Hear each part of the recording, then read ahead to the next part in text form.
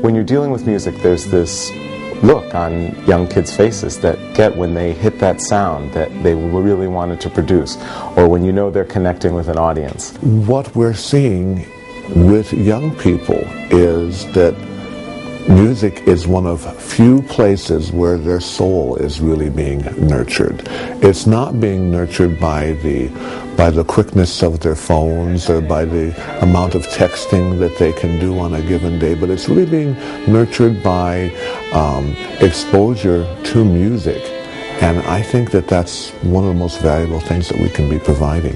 When I became active in the ASTA, I was asked to chair the national solo competition.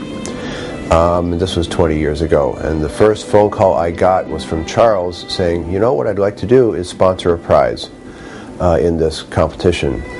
And it was out of the blue for me. I was just a new administrator at that point, and I realized that these people in this company want to support the string world, and they're very active outside of simply making a great business going. They are very active in donating services, instruments across the gamut of the entire string world. My friend said, all right, I'm going to take a leap of faith here and we're going to start an orchestra, and I've got to start figuring out how to do it.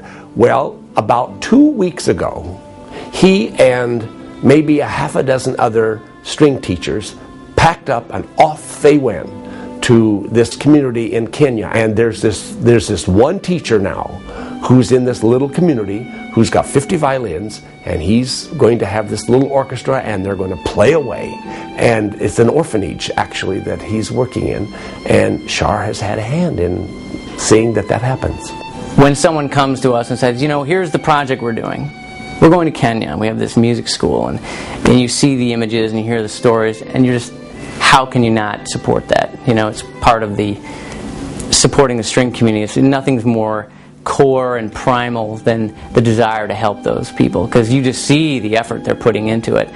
And there was one in Afghanistan. It was a girls' school in Afghanistan. I mean, how can you not support that? The reality is that there is no other company in our field, in the classical music field, that has demonstrated and taken the level of steps, both in terms of the intent and the advocacy for diversifying the field, as well as the actual steps in terms of generosity and resources to the field that Shar and that Haig have. It's certainly part of the core philosophy of the company is to help. You know, we have students literally coming from coast to coast who then, through their participation in Sphinx, are able to gain the resources that Shar brings to bear through our partnership and evolve as musicians. So that impact that Haig and that Shar are having through their vision is literally affecting young people from Los Angeles to New York to Miami